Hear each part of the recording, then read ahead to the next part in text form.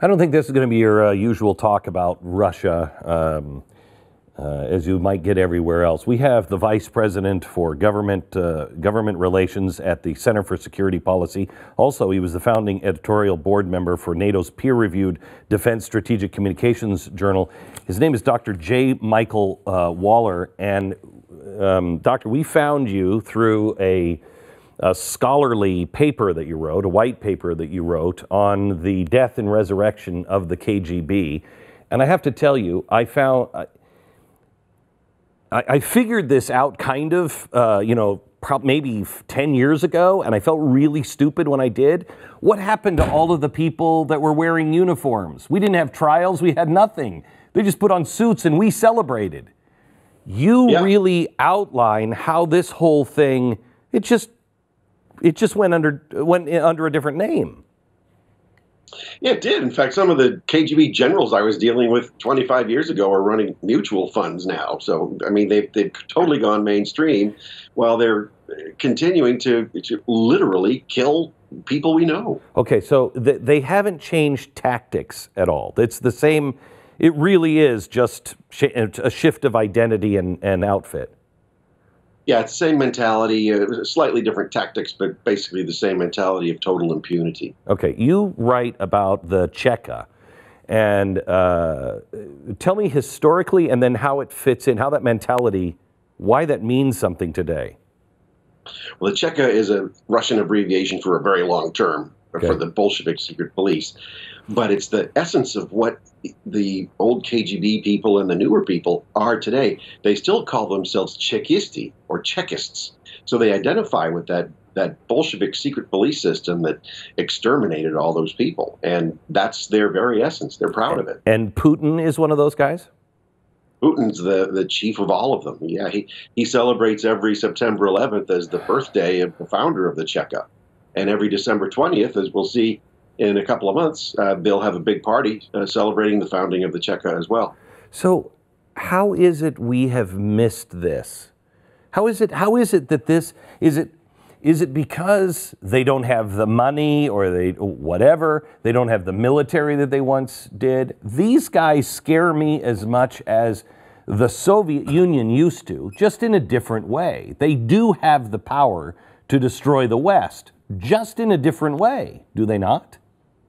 Yeah, even better than before, from their perspective. They're just launching the new second version of the Bore submarine, which is the most powerful ballistic missile sub in the world. And the first version of it was funded by the American taxpayer. Oh, my gosh.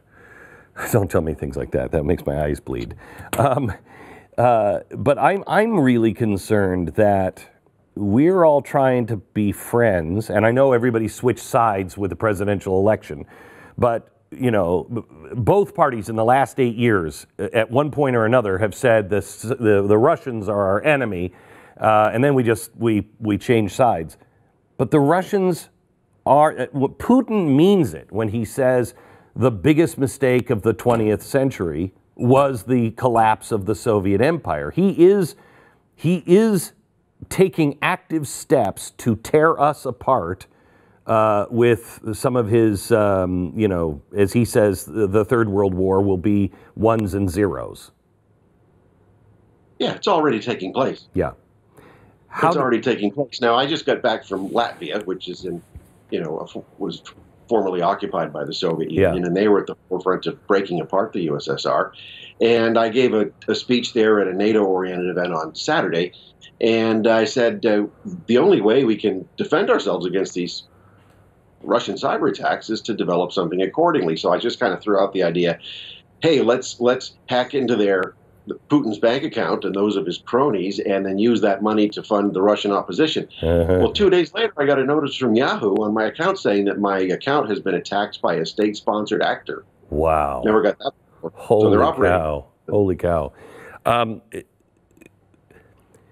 We are currently trying to put pressure on the oligarchs, but I don't know really who runs the country. Is it the oligarchs? Is it the KGB? Is it the mafia? Who gets Putin killed? What'll get Putin killed is the day he lets up on his control. He can't leave the Kremlin alive. He's stuck there whether he likes it or not.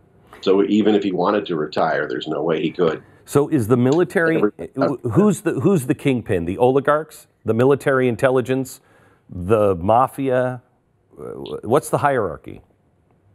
He's the kingpin, but he can't stay in power without playing each side off against another. And there are many, many, many, many sides of it. Various oligarchs who control various minerals or forms of energy or banking or whatever, and they're in different regions of the country, or they're in control of different parts of the apparatus, like the former KGB secret police or military intelligence, the GRU, which he's relying on an awful lot. Right. Thank you so much. We're going to have Dr. Weller back on the next episode, and we're going to talk specifically about the old KGB tactics and the same tactics coming out today under a different name.